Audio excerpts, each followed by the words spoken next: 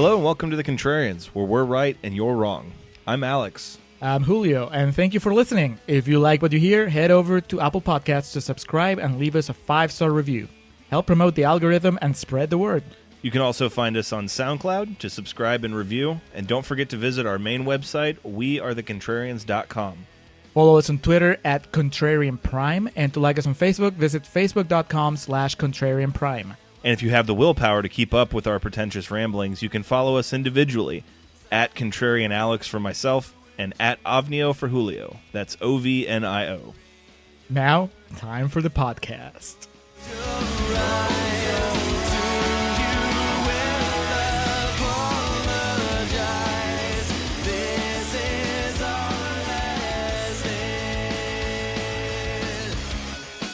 Hello. Welcome back to the Summer of Travolta on the Contrarians, where we're right and you're wrong. My name is Alex, and I am joined, as always, by Julio. Julio, how are you doing this evening? Reeling from brand new Travolta. Yes. I mean, brand new Travolta for us, not for the world. Uncharted territory for both you and I visiting this film. I'm confused. I'm tired. I feel worn out after watching Blowout. I took a beating. Yes. It blew out my feelings. Much like Travolta's under eyes and hairline throughout this movie, we took a beating. We are here today to continue the Summer of Travolta and look back on Blowout, which was the Brian De Palma film from 1981, I believe. Yes, July 24th, 1981. Julio and myself were both trying to figure out if we've ever done a movie on the podcast before where neither of us had seen it going in. I'm sure it's happened. I'm just blanking on it at this point. But the thing is, whenever it happened, I don't think that it was as... We weren't immersed in something as we are with John Travolta. Right, and the stakes were not as high as right now because it is the Summer of Travolta, so we got to get it right. We couldn't... Yeah. I've always, so far, I've known that even if I faltered, you had my back, and vice versa. But this time, we both had to be on top of our game. And despite the fact that these previous episodes, Saturday Night Fever, was probably released a week or 10 days before this, this was a follow-up. We watched that last night, and we're recording this tonight. So we've had a dizzying spell of Travolta over the past 48 hours. Yeah, so once again, a Travolta two-shot. A double shot, the 1-2 punch. So this is Contrarians Corner. We have Blowout, which was rated 87%, or excuse me, is rated 87% on Rotten Tomatoes, holds a ranking of 87%. Here on Contrarians Corner, we rage against the Rotten Tomatoes machine, which has become kind of our battle cry. Yeah, Rage Against the Machine tried to contact me earlier. I just didn't return their call. Zach was just like, hey, I think we could do something good here. But being that it was a highly touted movie, it is a Brian De Palma film, so along with that always comes some fanfare and kind words, as he tends to be one of the more overrated directors of the 20th century. 100% agreed, but not these people with their fresh red tomatoes, starting with Mark Dinning from Empire Magazine, who says, "A forgotten gem." Chuck O'Leary At least he got to the point, unlike the movie. Oh yeah, no. Straight to the point. I like it. Chuck O'Leary from Fantastica Daily says, "A well-crafted Hitchcockian-style thriller with De Palma again in top form. It's a mystery why this fizzled at the box office in the summer of 1981. I could tell you all the reasons, and we will tell you all the reasons why it did. Michael Zimanski from Zap2it.com says, "Travolta shows he has a sense of suspense." I mean, yeah. He showed that in Battlefield Earth. It just took him about 20 years too late. Film 4 says, "There are some neat performances, particularly Travolta's convincing bid to be taken seriously after years of being dismissed as frivolous beefcake." Frivolous beefcake. I mean, they were referring to John Lithgow, correct? Yes. Okay. They misspelled it. That's a typo. I mean, the beefcake thing, it's on the director's more than Travolta. It's not his fault that he's attractive. Exactly. And he's in there for the part, and they just keep rolling when he's changing clothes. Mm-hmm. Eric Henderson from Slant Magazine says, "Criterion continues to prefer their De Palma relatively humorless, but there's no denying Blowout's importance in the underrated director's filmography." That's a beef with Criterion. Yeah. He's fond of those De Palma comedies. I was about to say, he just pissed me off twice. He buried Criterion and then called De Palma underrated. Who was that? That Joe was Jack? Eric Henderson from Slant Magazine. I think he can go fuck himself. He likes his boobs funny, not bloody. Exactly. And finally, Brian Fraser from Film Freak Central says, if cynicism were a superhero franchise, Blowout would be its origin story. Okay. Okay, Bryant. Yeah. Was that the Armin White of his day? It's like, I'm just going to drop some nonsense with a thumbs up. They'll piece it together for themselves. All right, so Blowout is the story. Of course, the man of the hour, too sweet to be sour, Jack Terry, John Travolta, the reason we're here for all this.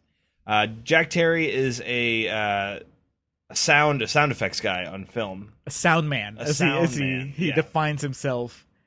But he's not like, your boom mic operator or key grip, or, he doesn't do the score. He basically just provides dub overs, and because he doesn't create the music at any point, does he?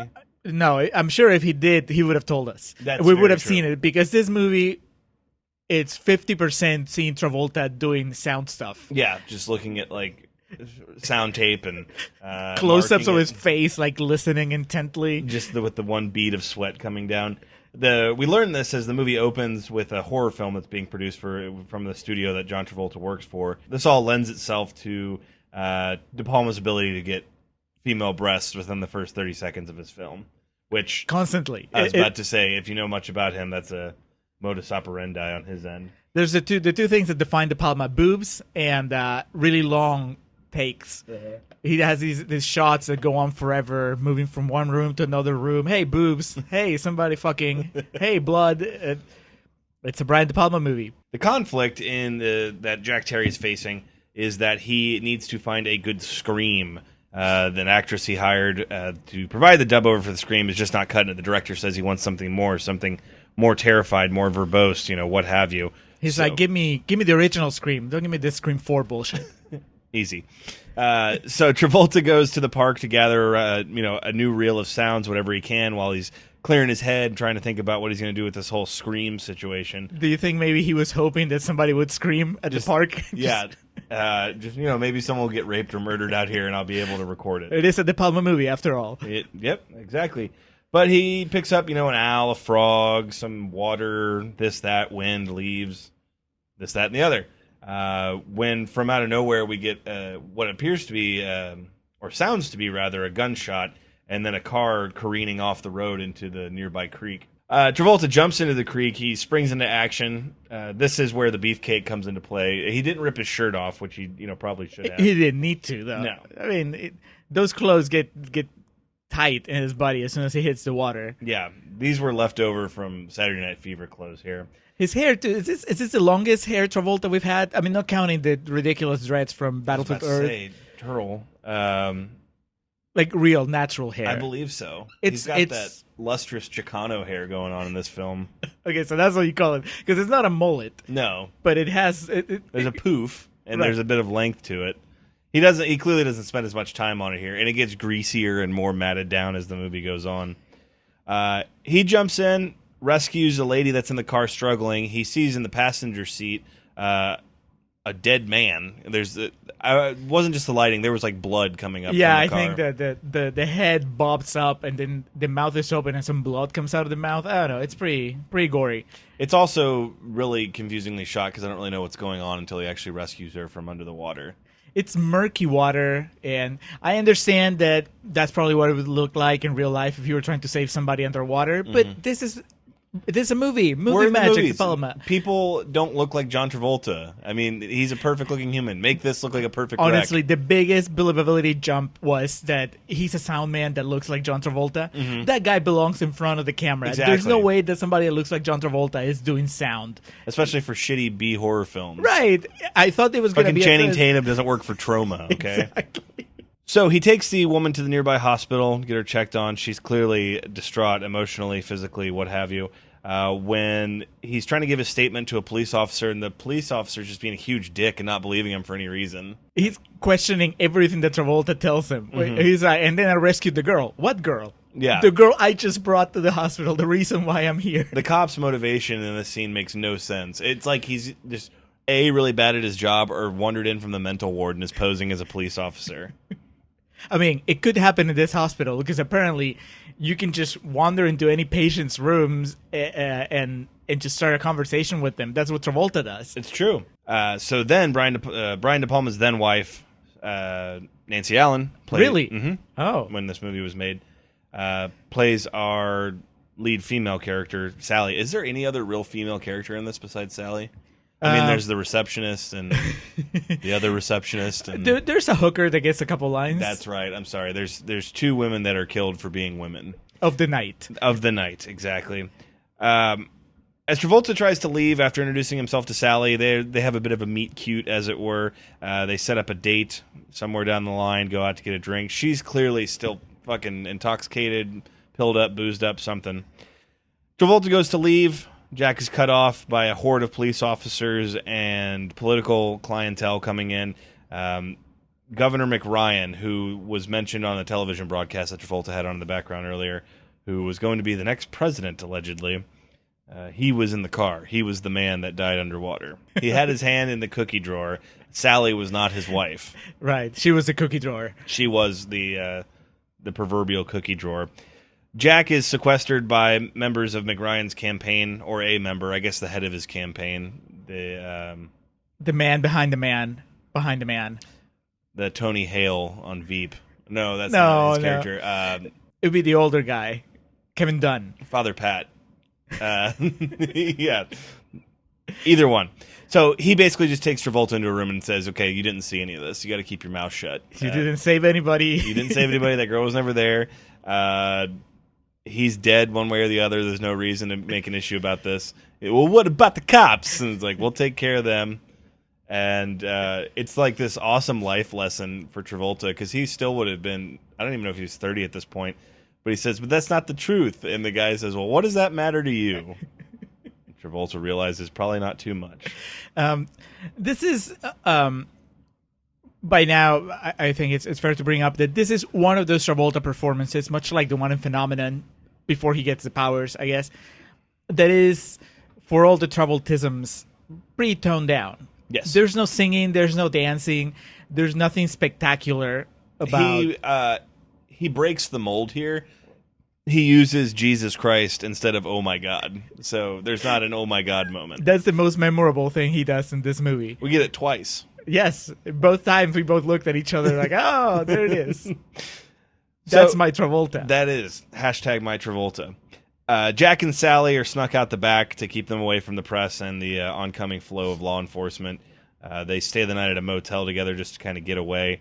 Travolta stays up all night, though, just listening to this tape on repeat. He's just obsessing over it. It's just De Palma buffing up the runtime. Yes. Because he listens to the tape, and then we get to see shots that we've already seen before. Mm-hmm. It's like, he hears the sound of the car driving, so then we see a shot of the car driving. He hears the owl, then we see the owl flying. It's completely unnecessary. But it's becoming a lot of like JFK, where we're seeing his idea of what happened and that he's piecing together. So he's seeing the car tire being shot out, and it wasn't, just a blowout. That's one of the things the police officer says. There was no bang beforehand. You just heard the blowout. And again, which Travolta says, I'm a vegan. I know these things. I'm in sound. I know what an echo sounds like. But he's basically, at this point, just put the stamp on it. He's staked his flag in the ground that he is going to investigate this at a guerrilla level and figure out what happened. For no reason. He has no reason to do it. He has no dog in the fight? No. He could have just walked away. Actually, what he should have done is try to leverage. Exactly. Yeah, that's what, any sensible person would do in this situation. An older Travolta maybe would have done that. I wouldn't even go that far. I think Tony Manero would have held him up for some money. It was worth to you, huh? So the tire that was shot out, this is like some ominous fucking Dark Knight type shit at the beginning, where it's just the shot behind the Joker. That's what we're getting here, but we don't know who it is, and they don't really have that much of a menacing silhouette. But they break into the auto shop where Governor McRyan's car had been taken, and we see they take the tire off, and it's clearly that it was a bullet that was shot through it. As if it wasn't clear enough, the guy pretty much... They spin the tire into the light just to show the bullet hole. He sticks one finger where the bullet went in and the other finger where the bullet went out. And then he turns to the camera and gives a big thumbs up. It's like John Belushi in Animal House. Have you ever seen Animal House? Nope. Okay. Well, we'll cut that. You know who else gives a thumbs up? The cop that says blowout. Yes. Gets it in 10 minutes into the movie. Titular line, thumbs up. So it's clear at this point that this is a conspiracy. Something's going on. We as the audience don't know what it is. Jack doesn't know what it is. Sally doesn't know what it is. I'm pretty sure at this point in the film, De Palma didn't know what it was. But what if somebody has shot the tire? Let's just follow me here. But what happens next? Call Dennis France. You beat me to it. Just when we think, this has kind of died down and is going to subside and we're going to get out of this movie in a reasonable runtime, Detective Sipowicz shows up and he had filmed the whole damn thing. Well, he took pictures because they didn't have. Did they? No, he filmed it. No, because then he would have just run the movie. He took pictures, and then that's what Travolta has to make his own movie. But then they get the full film at the end. No, he gets the film because what Travolta was running was pictures of his pictures, right? He'd cut the pictures out of a magazine and then taken pictures of that and blow them up. I'm pretty sure that's what he did. No, he has he did that with those pictures, but those were stills from a video, right? Yeah, but no, I thought it was just the guy had taken a whole bunch of pictures. Well, my understanding was Sipowicz had recorded that for the opposite campaign that hired him, but they didn't want the video to get out because he died. But later, when his operation is fully exposed, what we see is pictures that he had taken of other people. But then when fucking Sally leaves him for dead, she takes the film and gives it to Travolta, and he watches it at home, and that's God. it. Oh God, we're going so far ahead too. I have so many jokes about Sipowicz being dead. Anyway, Sipowicz chewing on a cigar, wearing a fedora. He has photographic evidence. He's got the good stuff. Listeners, let us know who's right. I say photos. Alex says actual movie. Well, we'll get to where I prove you wrong here in a little bit. So he filmed the whole incident, and pictures of it leak. And God, fucking, what a gross underbelly of tabloid journalism they have there. The front, it's pictures of McRyan's death right here. 5 bits a gander. 2-page spread. Yeah. Travolta's going through pages of the pictures. And Travolta goes and gets it and does the Playboy fold out and whoa, baby. And he's just he's gonna do something with it. So he takes it back and he makes himself a little flip book. Yeah. And then basically splices it all together to make a really stop motion-esque flip book. Or not even flip book, he puts it to film. He's able to impose the photos on there. Yeah, he does the Nightmare Before Christmas version of the assassination. And then he syncs it with his audio that he had recorded. And then he uploads it to YouTube, and then it's taken down for audio copyrights. Trying to think of what song he would use. Some Slayer song or some shit like that. So he finally goes on the date with Sally. They go to some local watering hole. He reveals a previous history he had of helping out law enforcement due to his expertise with sound equipment. He mic'd up a gentleman named Freddie. They were trying to shake down the mob or get some information on the mob. Right. They were trying to put away a dirty cop because later on it comes up that he the put cops, a lot of good cops exactly, away. Yeah. His Travolta, they're just fleshing out his backstory because I guess at some point they realized that why would you waste Travolta on just a sound man? Yeah. You need somebody that's a little more exciting. So now it turns out that one, that he did a stint in the army, right? And then two, that he was helping. He was discharged for refusing to cut his hair. And then two, he helped out law enforcement. But he did a shitty job because the first thing you should know is physical attributes of someone who are going to put a wire on him. And this guy, he's he always sweated a lot. And he puts this wire on him and it sweats into the sound equipment, if I understood correctly. And then he gets hung by the same sound equipment, and Travolta finds him there. When we get moment number 2 of, Jesus Christ. What was the first one? When the actual crash happens. Oh, yeah. So he has that death in his conscience. I guess that is De Palma trying to justify why the fuck Travolta is so obsessed with justice, because he has that weighing on him. But still, as an audience member, you could say this is a clear indicator that you should probably just stay away from it. Someone got hung the last time you got involved in this shit. Right, and also, you're not good enough for this, obviously, because that's why you went from helping law enforcement to just working on movies. You're not cut out for this. That's why you're on fucking Troma's payroll now. Where is this? Is it New York City, Chicago, Philadelphia? Sipowicz sounds super New York. He does. West Philadelphia, born and raised. Let me see. I've got the Wikipedia pulled up here. Let me see if I can find it. Philadelphia, duh. They got the fucking Liberty Bell there. Come on. Oh, yeah. You're a citizen of this country. You should. Some things just... I couldn't study everything. I had to get the Cliff's Notes. Yes. Because the whole local culture is building towards the centennial for the Liberty Bell. They're going to ring it loud and proud. Lots of fireworks. Yes. Much like the night Trump was elected. Just a bunch of rednecks got in there and ding, ding, ding, ding. Much like the night Trump was elected, this ends in a tragedy as well. But instead of Sally and Lithgow atop the building, it was just America. It still ends with Travolta listening in a loop to Trump's victory speech. It's sad because it's true. So the mysterious stranger that's been hopping around, changing tires, wearing different outfits, comes into light. We see a hand with a picture of Sally, and then a woman who we believe is Sally. Turns out not to be. Situation is this. John Lithgow, yes, from Third Rock from the Sun. Young John Lithgow, full head of hair. I don't know about full. 3/4. Yeah. He was doing all right. He changed the tire. He is this mysterious henchman.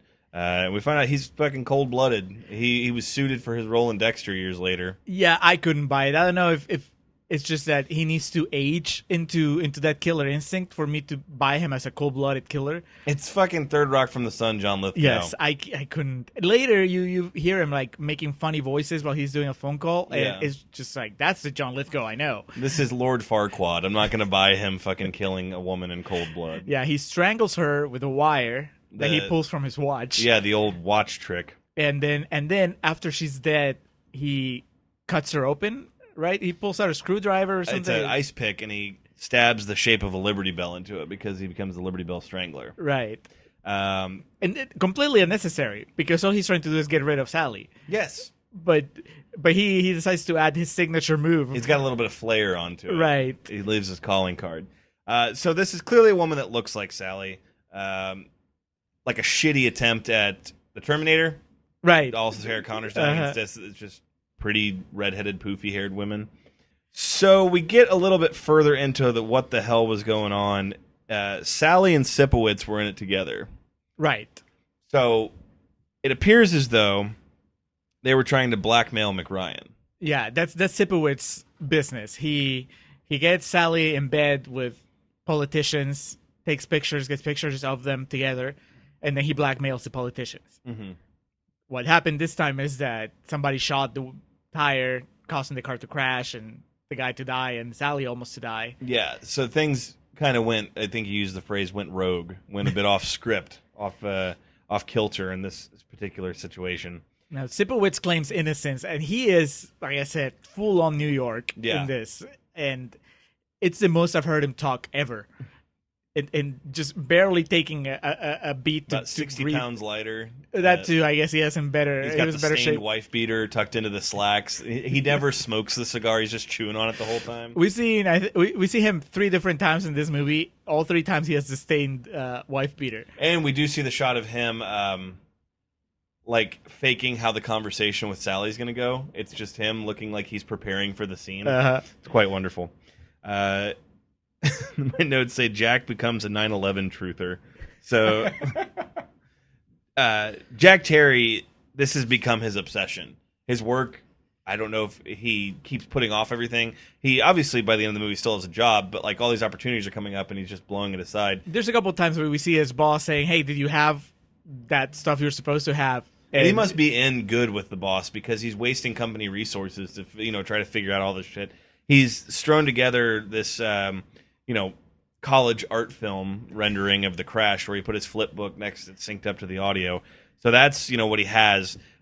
He's taking it to the police and they just don't want to hear it. They don't like him because 1, they don't like him, and 2, the cop has the really sobering line of, "What if you're right? It doesn't matter. Who gives a shit? This is just an accident." Now, also, while Travolta's doing this, he has made the terrible suggestion that Sally should stay in town because Sally was ready to get out of town. The same guy that told Travolta don't say anything told Sally that she needed to leave town and gave her money. But Travolta tells her, no, you should stay because I have a feeling that you can help me with this, which is a lie. Yeah. She has zero value in this investigation other than as a witness that the senator or whatever All she's going to do is create a bigger mud hole that they get stuck in. Right. All this does is create, give Lithgow a good victim there. She is Josh Brolin's mother-in-law from No Country for Old Men. There's no way that she's not just going to make the situation worse. And eventually that comes to be, and it's her undoing. Yeah, I mean, Travolta works in movies. In this movie, he is a guy that sits there screening movies and putting sound effects on them. He has to know this is a terrible idea. This is how the hero's undoing happens. It's Hitchcockian. He should know this. Maybe there's no De Palma equivalent in the Trauma universe, so he's thinking, oh, they're all idiots. That's not me. I'm so much smarter than them. But yeah, the cops are flat out, this is a closed case type of deal. But then they also want to keep the tape. Yeah. And he's like, well, fine, I'll take it somewhere else. He's like, you take that from me, I'm going to, arrest you for withholding evidence. And is that so? We learn John Lithgow's name is Burke, or Berkser. This is very difficult to follow. I pieced it together based on information we're given later in the movie. He's talking to an old man who sounds like Stacy Keach. Unfortunately, it's not Stacy Keach. Doesn't matter because we never see him again. No, we just see him in the phone booth. So, Julio, again, this is difficult to follow, so make sure my understanding is correct. This old man was the campaign head or somebody that worked for a rival candidate to McRyan. Right. And they were they hired John Lithgow to assist with, they wanted him to cause the car to be banged up for the police to come. I think that's the idea, that they were. It's kind of confusing. But somehow these people got linked in with Sipowicz. Right. So Sipowicz gets hired to take pictures of them having sex. Footage, because he has film. Sure. For the sake of moving along, let's agree that photographic evidence. But so if that's the case, I don't know what Lithgow's role was supposed to be. He's like hiding in the bushes for no reason, right? Yeah. But he was supposed to be there because when he's talking to not Stacy Keach on the phone, he's it's like when the mob hired the Joker. Like they don't anything know what they're can doing. happen, Yeah. right? Stacy Keach tells him, "You were not supposed to shoot the tire. You brought that up as an idea, and we said no." And then Lithgow is like, "Listen, it happened. We have to deal with it now." Gun safety. It just went off. I have a license. Somewhere in between there, the plan was to get pictures taken and also for a bang-up situation to occur to where, like, authorities would have to come and find right. out. Sipowicz later tells, in one of his arguments with Sally, when she's like, it's not I could too have much died. of an argument. She's not doing too much talking. When she leaves him for dead? Before that. Okay. When she gingerly brings up the fact that she could have been killed with this thing, he says, I didn't know that they were going to shoot the car, but it makes sense. They were probably trying to make him crash so that the cops would show up and find you there. Okay. But if the cops were going to find him there, then why did he need to take pictures? It doesn't make sense. Footage. Why did they need photographic evidence? It doesn't matter because I'm sure De Palma doesn't care, so why should we care? So Lithgow explains that he shot the tire, didn't mean to kill him. He replaced the tire, though, to make it look like a blowout. He erased the audio tapes that Travolta had provided, and then he was plotting to kill Sally, and he's killing these other women to make it look like a string of murders and not just one thing connected to it. So, he's got his ducks all in a row here. He's thought this through more than De Palma. Yes. I think this is just Lithgow being recorded because he's like hate-boning the camera when he's talking about all this. So I think he's just explaining the movie to Brian De Palma. They had lunch the previous day. He's like, what do you think the script means? I'm asking for a friend. if you Travolta over there doesn't know what this is all about. I'm too busy. Can you explain it to him? So Travolta discovers that his tapes have been wiped. This is nauseating in a literal sense. Because fucking De Palma just put the camera on like a bar stool that spins and just, was spinning it faster and faster as this scene went on. We're in Travolta's laboratory, and he's going through all his tapes, while this camera's spinning around. I don't know about you. I had to turn away. I got dizzy. Yeah, it's.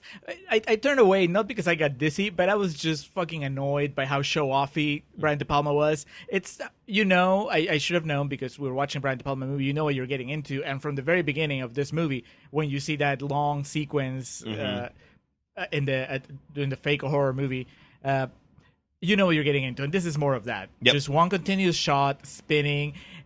You didn't need to do that. That's No. the thing. There's such a thing as economy in storytelling. Just give me one shot of Travolta that you've done throughout the movie, listening intently. Yeah. And then a shot of the tapes rolling and how there's no real sound coming out. And then you just hear, oh my God. And that's it. That's when he busts out the oh my God. The police officer he was talking with called him. He's like, what's your problem? These tapes are blank. It would have been much better if Lithgow replaced it with the soundtrack from Grease. I feel that would have really added a new wrinkle to the film. Would have been just, Oh Sandy? That'd be good. Or just, Grease Lightning, just, Grease Lightning. because, those songs weren't embedded into American pop culture at that point, so you'd have to do something that got people's attention right off the bat. I guess Oh Sandy Or a deep track, The Worst Thing I Could Do by Stockard Channing, I think would be excellent. Who is this broad? So Travolta hid basically the master copy of the tape. He put it in his apartment, I think, in the ceiling. Like when you're fucking 15 and you have to hide your weed from your parents. Not to out him now, but it's been fucking 16 years, so I think it's all right. I had a friend who had a tile ceiling like that in the basement where he had his room. That's where he kept his weed. When I saw him moving the tile, I knew shit was about to get good and crispy, and we were going to play some N64. Like, let me show you this murder I recorded. There was that one night where it wasn't what I was expecting. So he has the final tape. He's fucking losing it. He's constantly bloodshot eyes. Doesn't look like he slept. His hair is as unkempt as John Travolta's hair can be. Did you have a flashback / flash forward to Phenomenon, the final act of Phenomenon, when he also goes just off the rails? I'm trying to remember the final act of Phenomenon. I just remember him being in the hospital and then getting out. It's before the hospital, before when he's getting ready to stage An Evening with John Travolta, and he's reading all those books. Yes. He hasn't shaved. He's not shaved. Yeah, His yeah. hair is all over the place. When who's the female lead in that movie? Kira Sedgwick. Yeah, she has to come over and shave him very erotically. Nobody shaves him in this one. No, no one's getting near him. The local news anchor Frank Donahue wants to air this footage and audio clip that he has. We never find out how he found out. He just says, "I'm a newsman. I have sources." Yeah, which was pretty creepy. So Sally goes to get the tape, the recording, the film that Sipowicz took. The negatives of the photographs. And he explains to her what we were just talking about a few frames earlier here about this is what was supposed to happen and kind of got out of control. Want to fuck? And I think his plan was they were going to have a drink together and then, go to bed together. And he goes after it, and she's telling him to stop. And we were getting some flashbacks. Dude, it was like, this just happened yesterday. But then she grabs the bottle, and good for her, she just breaks it over his head, and she gets out of there with the reel of film.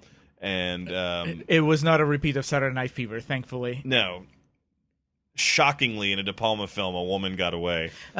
This is a problem I have with the movie, which is that the Sally character in general, so she's depicted as being kind of ditzy. Oh, yeah. Right? First you meet her in the hospital and you think it's just the drugs and the shock and everything that she's gone through. But then she goes on that date with Travolta, and through their numerous interactions, she sounds like a child.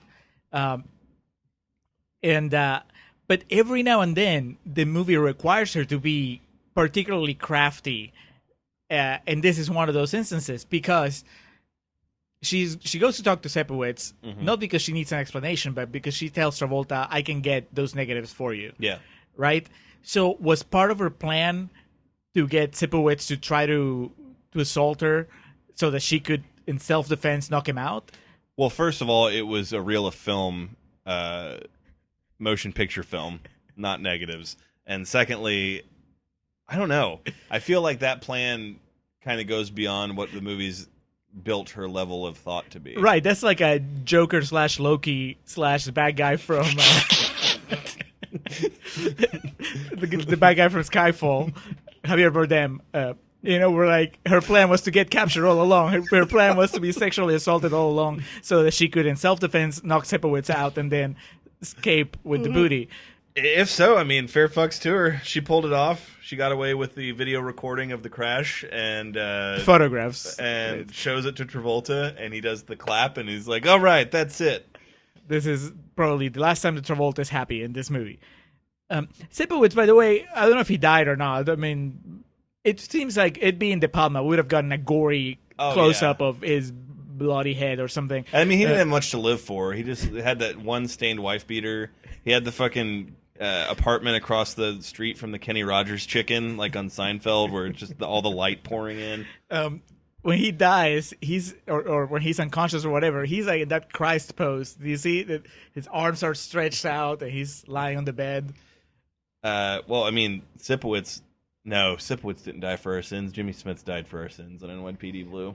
I don't know, but Sipowicz is in City of Angels. God bless. Sally gets the tape. Lithgow's on the hunt. He knows what's going on. In this time, we get a 20-minute detour of a sex worker in Penn Station that he lures in. So does he get the beach and then kills her? Is that implied? No. Okay, what goes on with this hooker is as confusing as what goes on with the plot to kill / incriminate the senator. Governor McRyan? Yeah, the governor. Right? Because I don't understand. There's a lot I don't understand in this movie. So starts off with this prostitute negotiating her fee with a Navy boy. Right, but first, even Lithgow taps into the phones, right? So he pretends to be the reporter that wants Travolta's story, and he calls Sally and tells her, "Hey, let's meet at the station," right? And then he's waiting at the station, and there's a hooker that's negotiating with some guy, and that guy, for some reason, he ends up they agree to 30 minutes, and then but 5 minutes in, he bails out, and he's like, "No, this sucks." Yeah. And so he bails out on her, and as she's wiping her mouth, she sees John Lithgow looking at her with for a crisp $50 bill. Yeah. So the implication there is that Lithgow is saying, I'm next. I'm down, right? But we don't see that. We just see her. She's like, okay, cool. And then she walks out and goes to the bathroom, brushes her teeth. And then he wanders into the bathroom and strangles her. Right. So there was never... Was she getting ready for Lithgow? Or was she... I don't know if you ever truly are ready for John Lithgow, but I don't know. Well, but here's like what's even more confusing. It's like, why does he kill her? Is it because he thought that was Sally? Does he think that Sally's a hooker? No, it's to keep the string of murders up. So, okay, but that's overdoing it, right? I mean, I guess not. This is just his second kill in the movie. Yeah, because what's that old thing? It's not a serial killer until it's 3 of them. Oh, okay. That's... But wait, why did they have a Liberty Bell Strangler name for him if he's only killed one woman so far? Right, that's why I thought that he had killed more. Oh, okay. I mean, he might have. Maybe he's just... The whole thing is just a cover because Lithgow just gets off on killing women that look like Sally. It could be. So, as Julio mentioned, he poses as Frank Donahue. Jack drops off Sally with the footage. They're going to try to air this to figure out the fuck's going on. But he doesn't trust Frank in quotation marks because he's like, why did he call you and not call me? So he wires her up. Right. Proving that he doesn't learn from his mistakes. No. Last time he wired somebody, that guy left ended up hanging in a bathroom stall. Exactly. So he wires her up, goes in. He hears Frank Donahue, air quotations. He hears Lithgow's voice and immediately knows that, something's not right. So he runs into Penn Station. The chase is on. Lithgow tries to just offer that and then and there, but they have to end up hopping on a train. Travolta's still listening in and is able to hear where they're going. He goes and jumps in his car, and, vehicular manslaughter, a go-go, this movie becomes. This is like fucking a GTA movie of some sort. He drives through the Centennial Parade going on. I think the car takes down an inflatable Liberty Bell. He almost runs over numerous military personnel. And then he crashes into a building, and everyone's concerned about his health. Like, oh my God, it's Welcome Back, Kotter, get an ambulance. How is it that he doesn't wake up in handcuffs?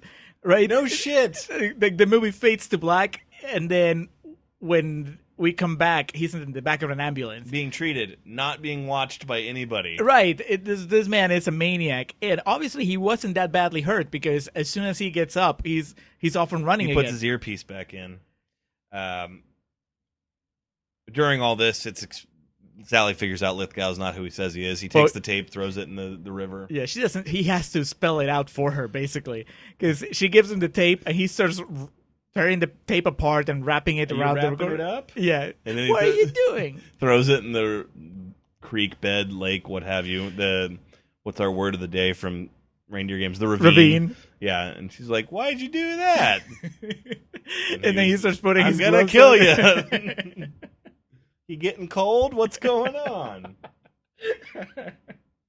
So,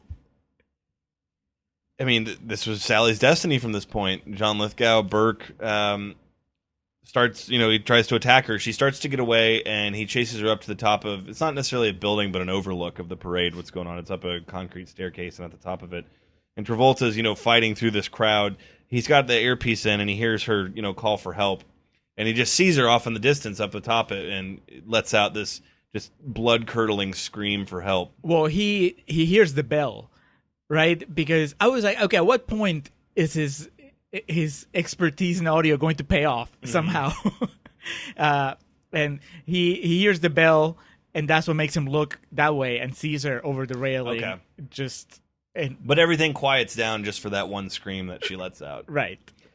He runs up and tries to save her. He catches Lithgow in the act of stabbing her, takes the ice pick from Lithgow and just stabs him to death. It's too little too late, though. Day late and a dollar short, unfortunately, as Sally is dead, and Travolta, in a moment of odd patriotism, is holding her in his arms while red, white, and blue fireworks go off overhead. Yeah, like I told you, it's a precursor to that awesome shot from Brokeback Mountain. Well, when he takes the ice pick from Lithgow with the American flag in the background, it's like the end of Glory when Matthew Broderick unsheaths his sword and starts going for it. But Jack realizes what's happened. There's nothing more he can do, and he just flees the scene. I guess the next shot, the next. Well, the next thing is the news broadcast saying that she killed him in a struggle. Right. My notes is can the news get anything right in this movie? Fake news. Yeah. The more things change, the more they stay the same. After all that, Travolta, Jack Terry, was not able to solve the crime, and once again, blood on his hands. Another dead body for his, mishaps and his errors in judgment. The moral of the story, this is Brian De Palma telling you, you need to stay on your lane. Yeah. Just do what... You have your job at Troma. They let you come in whenever you want. Just stay with it. Don't give me that truth and justice and the American way thing. That's just corruption is going to be all over you. So, and in the damning moment of this, Mark Wahlberg looking in the mirror at the end of Boogie Nights to underline and highlight how he feels about the world. When Travolta, he realizes what he is, he uses the audio recording of that scream that Sally let out to placate the director of this horror film they're making, and he says, "What a perfect scream!" And Travolta, looking like he hasn't slept in a week, just, "Yeah, it's a perfect scream. It's a perfect scream." And it plays over and over again as the movie fades to black. It's Brian De Palma just holding a giant middle finger to the audience, to Travolta fans, to just America in general. There's a big flag that says cynicism on it, flying free in the background.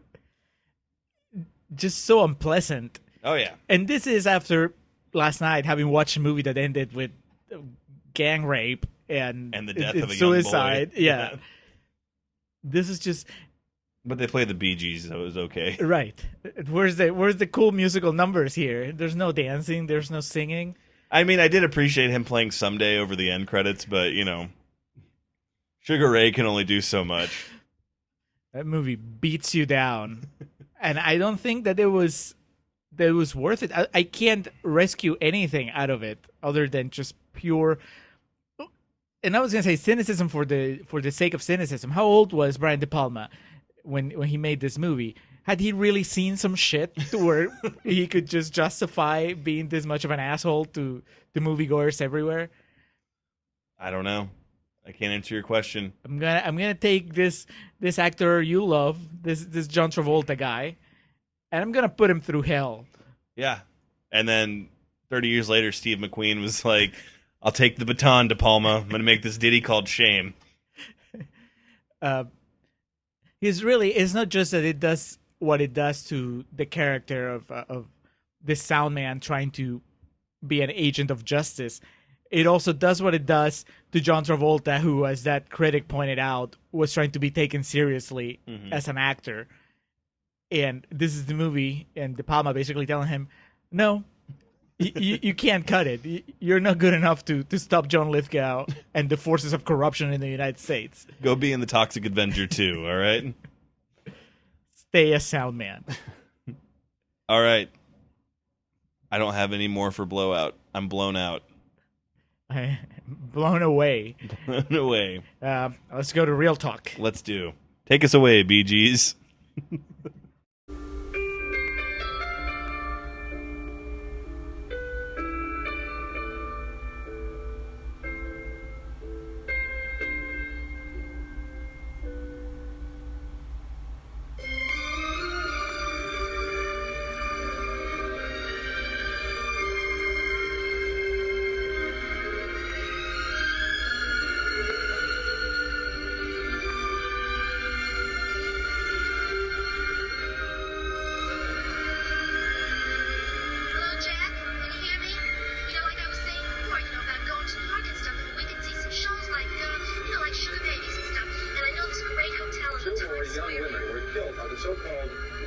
Strangler, but the tragedy ended when the final victim, Sally Medina, killed her attacker in a bloody struggle on the top of the Port of History building during the Liberty Day fireworks celebration. The identity of the strangler has not yet been determined. The tragedy of Governor McGuire's death continues to send shockwaves throughout the nation.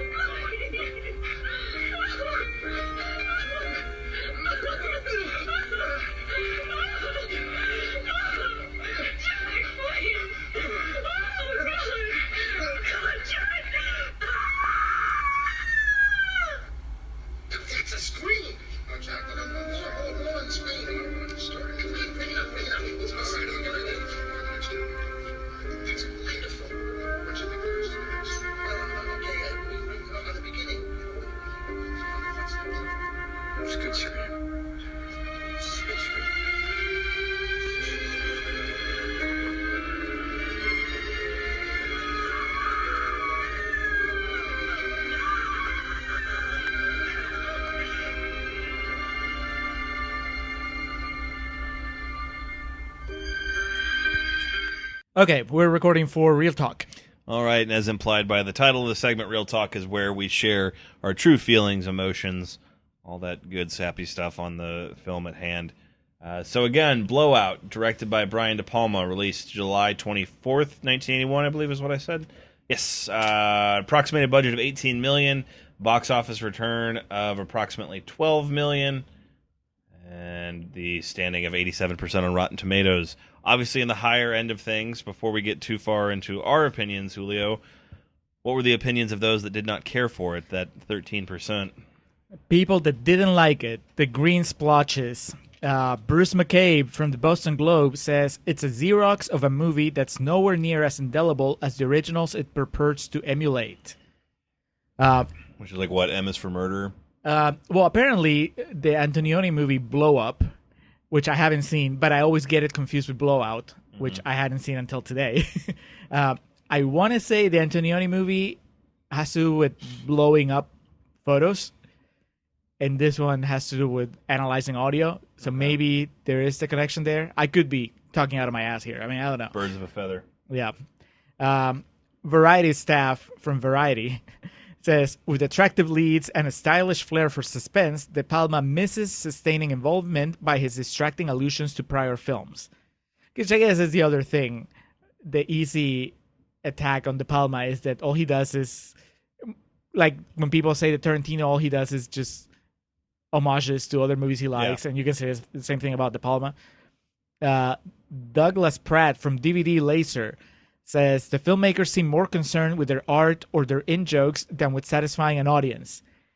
What's wrong with a filmmaker being concerned with their art? Yeah, I don't understand how that's a valid critique. Doug? Time Out says, where Antonioni's images made you think, De Palma's merely make you blink, and the Baroque plot confuses as often as it frightens. Okay, there is some confusion to it, but it is possible to piece it together. Yeah, it's not, It's not confusing just for the sake of being confusing. Right. You fairly well know where you stand in regard to all the characters. And I think that... Sipowicz with the video footage of the crash. With the photographs, yeah, that's right.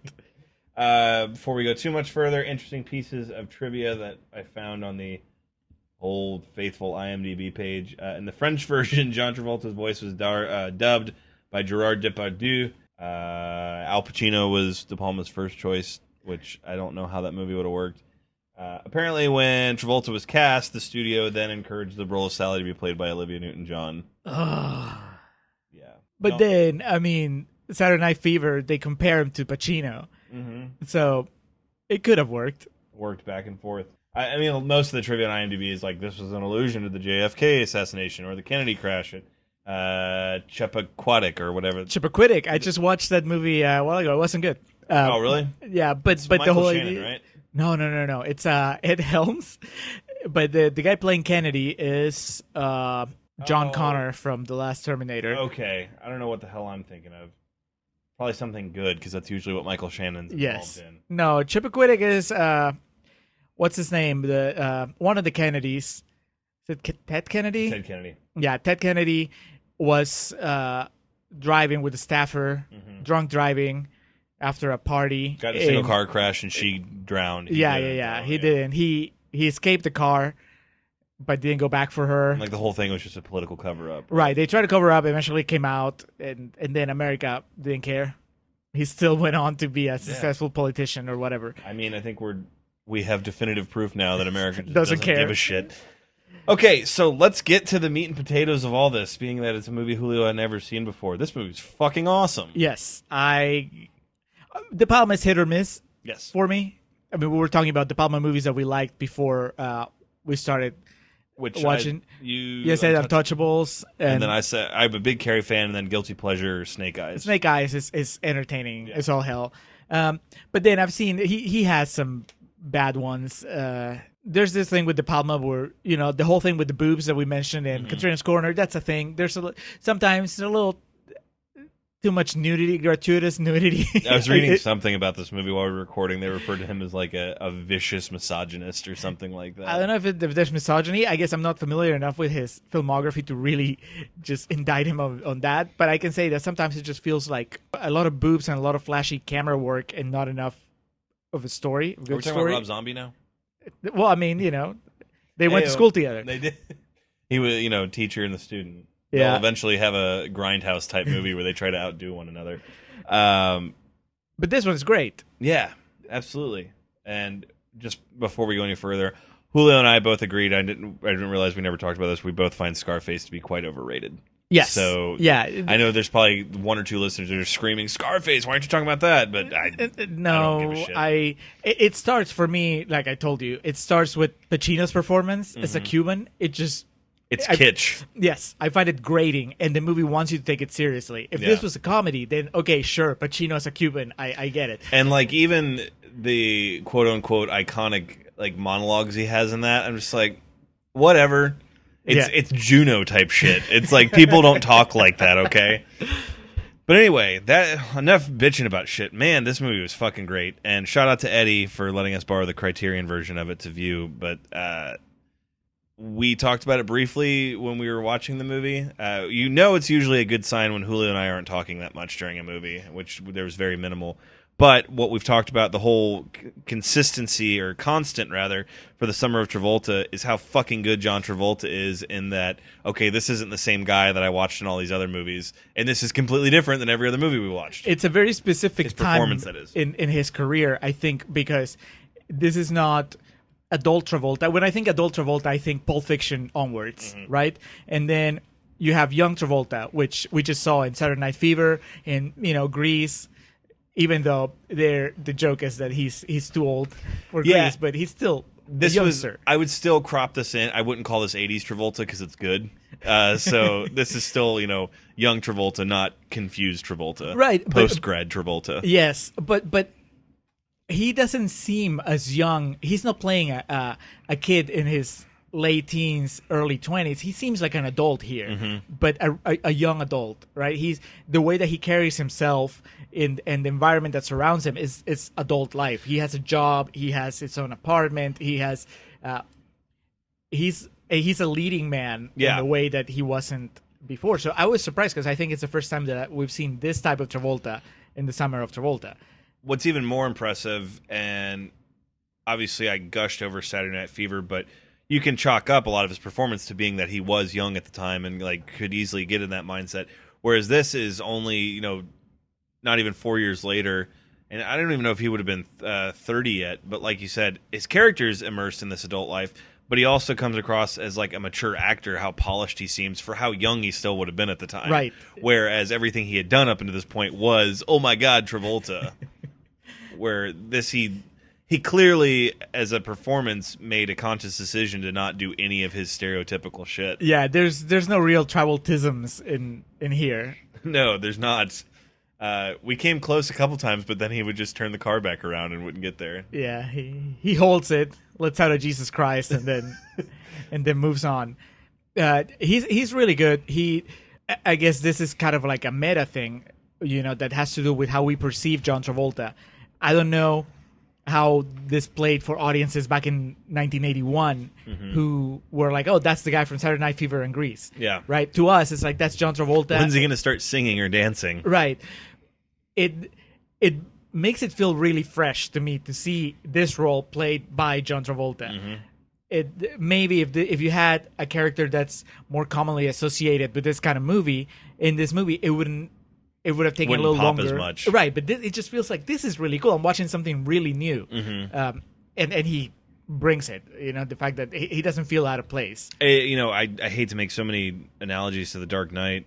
I think it's just my mindset because we're coming up on the 10-year anniversary. But in a lot of ways, what you're describing is just like Heath Ledger is the Joker, just something completely different. And it's so much more memorable because it is that, typecast actor playing this role completely out of the box.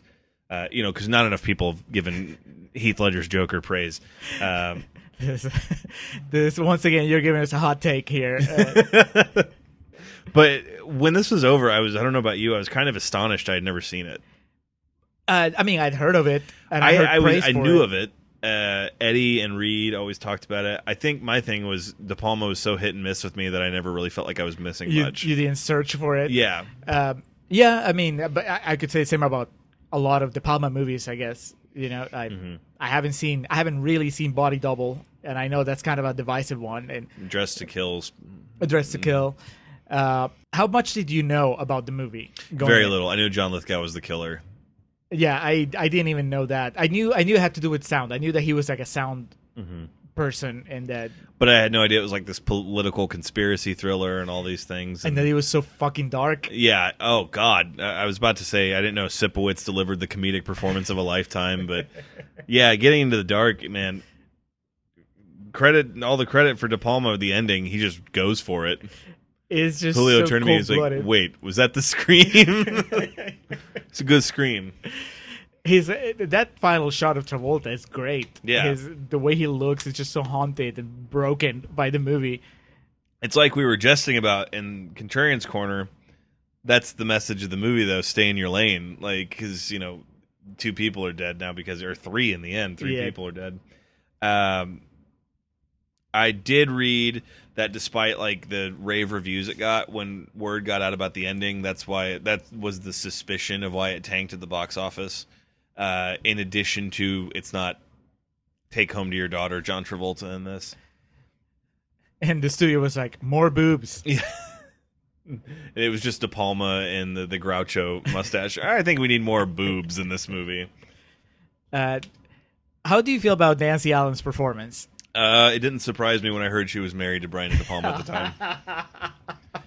I know that sounds awful. I know that really sounds insensitive. But it's a lot like fucking Shelley Duvall in The Shining.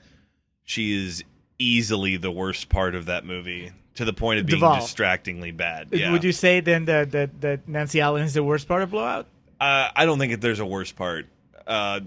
Obviously, that was just a kind of backhanded compliment to her here. She's pretty. I think I can't get a good read on how good she was because her character is so aloof and like ditzy and whatnot. But if that's what they were going for, it worked well for the movie. It does get frustrating towards the end where she's so daft that she has to, Lithgow has to explain to her what's going on. Yeah, I think that if the problem might be the character, not the performance, because if she played the character as somebody smarter than that, then it wouldn't make sense later on. Fucking Denise Richard as a nuclear scientist. But also, I don't remember. We were in between Contrarians Corner and Real Talk.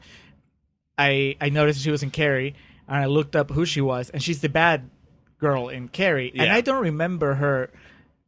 She's the one that tries to get John Travolta to run her down with the truck. Does she do that in Carrie? Isn't that her? She's the one that plans the thing with the bucket. Is she John Travolta's girlfriend in Yeah. that? Okay, then I'm pretty sure she like tries to run Carrie down. Yeah, with the yeah, truck. yeah, Okay, I'm gotcha. sorry. Yeah. Yeah, so I And don't Travolta remember. played the bucket. That Yes. He falls over, says his face like, oh my god, I'm blood.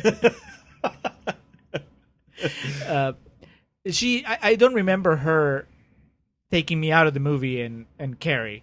No. So that's why I'm thinking she could have played it in a more naturalistic way here, and it would have been fine. So I'm going to put it on De Palma, telling her, play it this way, and I wrote this character's written this way, so you can't be too smart. It's not, you used the word grading earlier. It's not anything that really takes away from the movie, but there's just some parts of it where I can completely understand what you're saying. Well, it's just that, and she grew on me, actually. It's mainly the first half of the movie, maybe. She is, at the hospital, when you can blame it on the drugs. I was about to say that first part, it's never explained why she's acting that way, but that obviously adds to the intrigue of the situation, the mystery around it. Yeah, by the time that she is explained to Travolta how to do makeup, I was getting at least some sort of handle on the character, where I was like, okay, I guess I know some people like this. Yeah. Where she has a sunny disposition despite the fact that she was involved in this horrible tragedy. Yeah.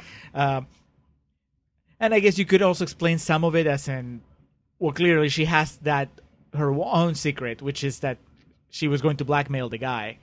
I guess that darkness doesn't really come through very much, but it could just be that Zibowitz was just the guy directing everything. Like, such an interesting part of the movie is that, as far as we know, Travolta is the only innocent one of the bunch, but he causes, because of him, all this shit happens. And it obviously wears on him.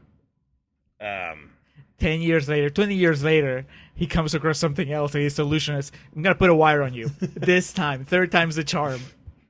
He saw 9/11 on television. It was just like, all right, I'm going to figure this out. It was Shelley Duvall in The Shining, right? It was. Okay. And how many times have you seen The Shining? It's been quite a while, but I know I've seen it at least 2 or 3 times. Yeah, I want to say 2-3 times probably as well. And her character, I appreciate her more, the more I watch the movie. And to be fair, I'm not over the moon about that movie to begin with, but she doesn't help. Yeah, I don't put it on her. I think much like here, I think I put it on Kubrick wanting a very specific type of character, and that character is just like nails on a chalkboard. It didn't help that I read the book before the last time I rewatched the movie, and her character, the mom character in the book, is much more fleshed out. But it's a completely different character too. It's supposed to be the cheerleader kind of girl that ends up getting married to the writer. And, but that's not what Shelley Duvall is playing. No. So, pulling up Travolta's filmography here to look at what the timing of this was. Right. Where was he coming from? Where did he go? Because I don't remember anything he did in the 80s that was a graveyard smash. So he's coming off Urban Cowboy, which is a terribly great movie. It went right. Yeah, there was Blowout, and then there wasn't anything until Pulp Fiction. So we had Blowout, followed by Staying Alive, Two of a Kind, Perfect, The Experts, and then he went into the Look Who's Talking industry. I'm bummed we didn't get to it Perfect on here. We'll just have to shoehorn that in somewhere down the road. Which one is perfect? It's the one where him and like Jamie Lee Curtis fall in love via jazzercise. And like Tarantino defends it as a quality film. Here nor there. No. Okay, so that's sad. So this was his big swing at Exactly. artsy kind of filmmaking. He goes with a big director. It doesn't recoup its budget. Yeah. And he doesn't recoup credibility until 1994. So his follow-up is Staying Alive, which is a sequel to a movie that he's very popular for. Mm-hmm. And then that also... It's still at 0% on Rotten Tomatoes. But that may be why this doesn't have, a bigger legacy outside of film circles, if you know what I mean. Like film buffs. Yeah, exactly. Because it could be viewed as the thing that started... That or Urban Cowboy could be viewed as the tipping point. Whereas this, though, is exactly what you said. And just going off his filmography here, it was Carrie, Saturday Night Fever, Grease, Moment by Moment, Urban Cowboy. This was definitely the first acting that he did, and fucking hell, he's tremendous in it. It's just America decided that they did not care. Well, actually, no, they decided they did not care for that bummer of an ending, and it translated as America doesn't care for adult Travolta. Yeah. So question, as a viewer of this, because I was thinking about this myself, would you have liked it more if it ended with them broadcasting the news? Oh, no. I was tempted to, once we were nearing the third act, I was going to turn to you and be like, do you think he makes it? Do you think he makes it out alive? Because even though the ending, it still was a gut punch as far as how bad it got for everyone involved. In the back of my head, I was thinking, there's no easy way out of this. Yeah. There's so much power against him that it's going to be hard to believe that he comes out on top. Mm-hmm. And so I was going to ask you, do you think he's going to make it? And then, of course, I didn't. And then the movie showed us that, no, he didn't. No, he doesn't make it in time. He would have been around 26 when he made this movie, so he was still a spring chicken. And Lithgow, obviously, he's not in it too much, but he's creepy as fuck. Yeah, now that we're not in Contrarians Corner, I always find him creepy. To me, it's actually harder to buy John Lithgow as a benevolent entity as opposed to a creepster. And I'm not a big fan of Third Rock from the Sun. I mean, so it's I'm all not. Right.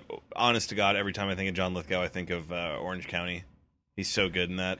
I thought you were gonna say that movie Sylvester Stallone. Is it Cliffhanger? Oh, that's right. He is in that. Everybody always brings him up as a great villain. Mm-hmm. In Cliffhanger, and I haven't seen Cliffhanger, but I mean, I'll take their word for it. I think he can be a pretty good villain. He's a villain in something else I watched recently, but Harry and the Hendersons. I'm just trying to think of. And then, of course, he had that stint on Dexter. Which, have we ever had the Dexter discussion? No, I know how it ends. It's not a good show. It never really was. I think it, for whatever reason, got by on a lot that I don't see. I know John Lithgow was recently in a movie called like Love is Strange or something with Alfred Molina. Oh, they're playing gay lovers, right? Yeah, I really wanted to see that. He was in the first of the Planet of the Apes relaunch reboot. Really? Yeah, he wasn't playing a creep. He was playing a guy with Alzheimer's. I think it's he plays James Franco's dad, and the reason James Franco develops the drug that ends up creating the advanced apes is that it's supposed to be a drug that helps cure Alzheimer by boosting your brain. Interesting. So he's doing it for his dad, for John Lithgow. I still have not seen any of those Planet of the Apes. They're really movies. good. That's what I've heard. Yeah.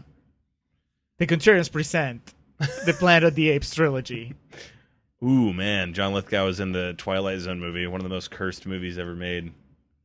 Have you seen it? I remember his segment. He's the guy in the plane. I've seen the Vic Morrow, the raw footage of it, and it gave me no hinkling to watch that movie. So, but that's just you setting yourself up for up late at night, going on a black hole through YouTube, reading about things that happened on movie sets, and yeah, that's my fault, not John Lithgow's. Let's not put that on him. John Lithgow was like, "Hey, what'd I do?" Oh my God. Yeah. Mind blown type of thing. It's just, it makes you want to watch more of De Palma. It does. It definitely it rekindles my, I guess, my drive to seek out more of his movies, and that hadn't happened in a while. I think the most fascinating takeaway for me is this nugget of Travoltaism that I was never aware of, because he's so much different than everything he's ever been in outside of this, that he's the gift that has been giving consistently throughout this summer. So God bless him for it. And yeah, this was excellently placed in the summer of Travolta. Because just when we think that we got him figured out, when we have all the answers, he changes the questions. So again, we're following this up with Swordfish, and following Swordfish is Get Shorty and Be Cool. and Be Cool. Yeah. We're in the final stretch. We're in the home stretch on the road trip. You're about 4 hours away from home. We're almost there. I don't remember. I know we're not quite ranking them right now, but are we gonna rate them? Like, I mean, we've rated some and we haven't rated others, but Some deserve rating and others don't. This is an A+ for me. yeah, I'm thinking I'm gonna stop at 4 stars. Okay. I mean, Your scale's on 5? yeah, Okay. yeah. The ending is a 5-star rating. Yes. But So I take back the plus, because the scene in Penn Station drags on for an unexcusably long with the amount of hooker? time. Yeah. yeah, there's some things like, I mean, I don't think it's a fatal flaw that some of the plot is a little muddy, but it would definitely be a better movie if everything worked like clockwork. Yeah. You know? So I'll take a full star for that. Also because even if it's not Nancy Allen's fault, I would have liked a more interesting female character. Mm-hmm. That might be just the 80s fault. Yeah. The world was not ready to have a movie that was this dark and had a complex female character. We didn't have female Ghostbusters yet. We weren't there.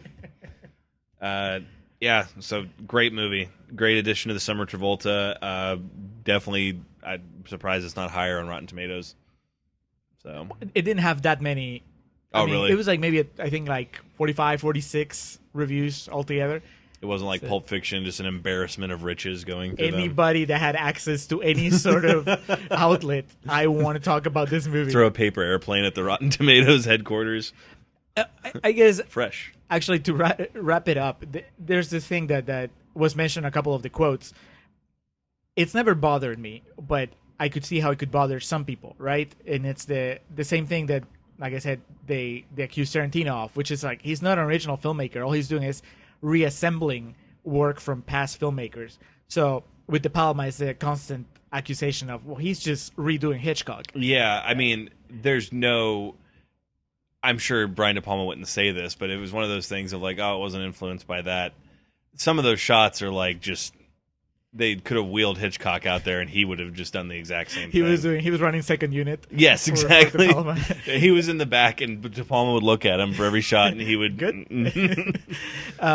But does it bother you? Because it doesn't bother me, but I'm thinking that part of it might be that half the stuff that he's referencing or he's ripping off, I don't know, or I'm not as familiar with, so it doesn't bother me. The same thing happens with Tarantino, you know, when people say, well, he's just doing this from this kung fu movie or this action thriller from the 70s or whatever. It's stuff that I haven't seen. So to me, it feels fresh. Yeah. But if you've been around for a while or if you've watched these many movies, I guess the repetition could just make you question, well, what's so good about this? It could. It's bothered me about some movies and not about others. So, you know, it's definitely eyes in the... Or what is it? Beauty's in the eye of the beer holder. So... It definitely didn't bother me in this one. Like, I barely noticed. I could sense the tone, the style was Hitchcockian, as they say. Yeah. But I couldn't tell you, oh, this frame or this shot is from this movie and this movie. Yeah. So... And there's a difference between blatantly ripping someone off and using your canvas to like paint an homage to somebody. Right. You're filtering it through your sensibility. I think I have a much higher level of patience for that than most, and because I have watched pro wrestling my entire life and seeing like people steal shit from each other as opposed to using it and like putting your own spin on it type of thing. So yeah, it doesn't bother me, and I'm a huge Hitchcock fan too. I'm not gonna act like I've seen every single thing that he's done, but like North by Northwest, Psycho, M is for Murder, Vertigo, yeah, big fan of all that stuff. And here, I'm trying to think of other examples of directors not copying, but I mean that's what we live for right now, though, with remakes, because we want to see the exact same shots that we had before and things like that. So, yeah, I honestly, as long as it feels, I guess, honest and not just an exercise in copying someone, like that remake there's artistic of Psycho, merit to what he's doing here, as opposed to just like filming it bit for bit. Yeah, I'll be curious to watch the Antonioni movie and see exactly how much they link. That Psycho remake that Gus Van Sant did, what, a decade, 2 decades ago, remember? That it was shot by shot, but in color. It was Anne Heche and Vince Vaughn. Yeah. William H. Macy. God bless. Now, that to me, I mean, that's kind of an experiment in fucking around. Mm-hmm. It's like, I'm glad you have the money to do it. Yeah. Like, I don't know, it doesn't feel to me... I watched it, enjoyed it about as much as I would enjoy Psycho with a new cast. Yeah. But shot by shot. I don't know.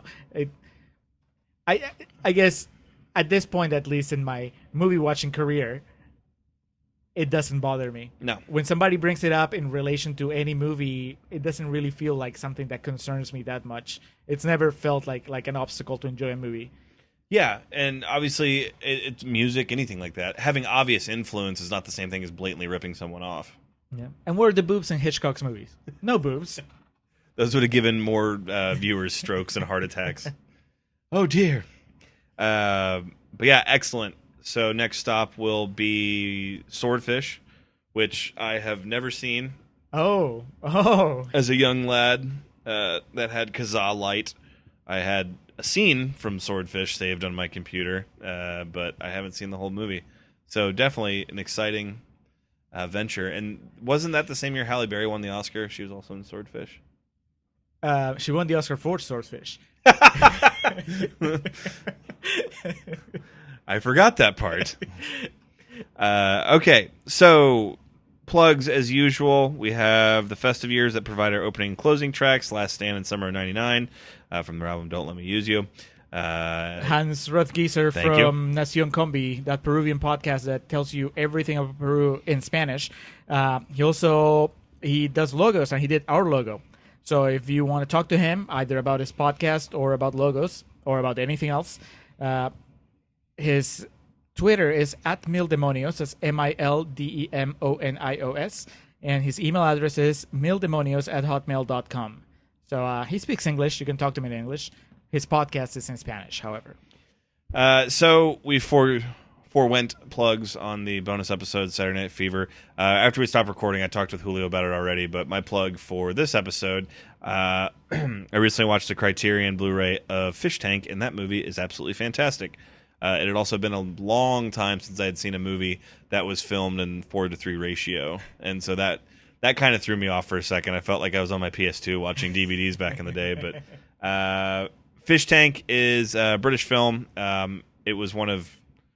Fassbender kind of just took over the world really quick. So when I read it was only 2009 or 2010 that it was made, I was thinking like, oh, this was like one of his first big roles, and then it was just fucking, the snowball got colossal before you could stop it.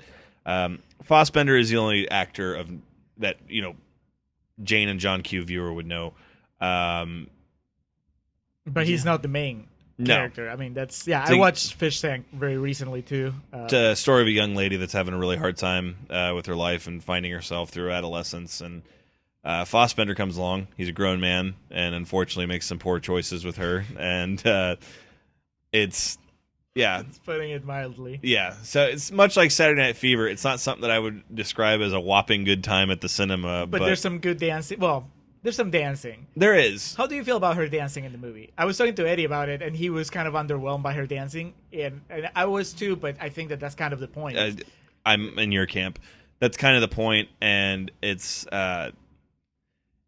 more about her confidence because like her dancing becomes more fluid. She's not Michael Jackson by the end of the movie, but she has more confidence with it, and like especially the scene in the parking lot where like Fassbender and her are dancing together. It's so oddly erotic that like when I was watching it, I was like, oh man, this is making me all kinds of uncomfortable. Didn't you feel like you wanted more of Fassbender dancing? Yes. Much like when Ex Machina ended, the first thing I thought was, I want more of Oscar Isaac dancing.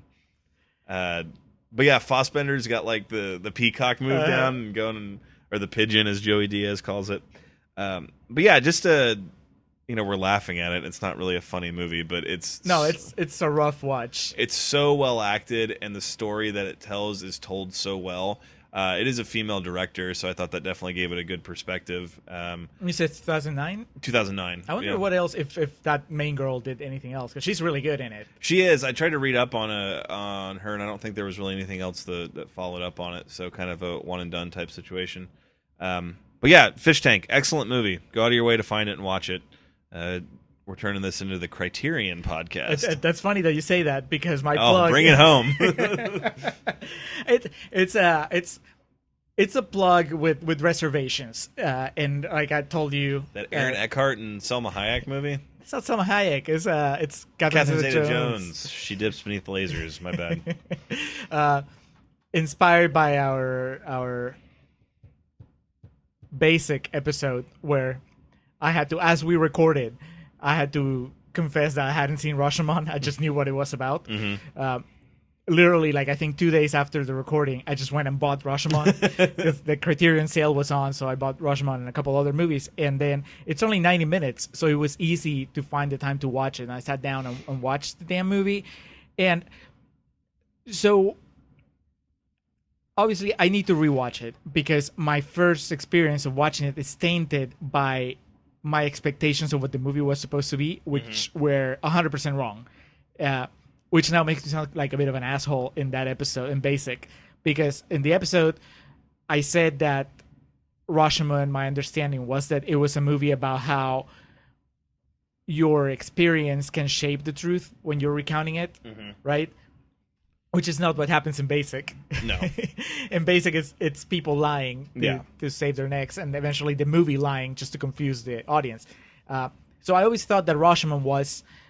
this horrible thing happens, and there's witnesses to it. And when you get the story from every witness, it's different, but they all believe that it's the truth because there's small things in their lives that shape how they perceive certain things, right? Mm-hmm. And that sounded like a really interesting movie to watch to me. And so but when I watch it, it's not quite, it's not Basic, but the three versions of the story that you get are wildly different. It's not that, altogether they have some things in common that could be the truth. Mm-hmm. It's more like at least two out of the three are 100% lying. So the movie's more about like what makes you lie, which is also really interesting. Yeah. Because the lie that you tell says a lot about you. Mm-hmm. So it's a different kind of character exploration. Yeah.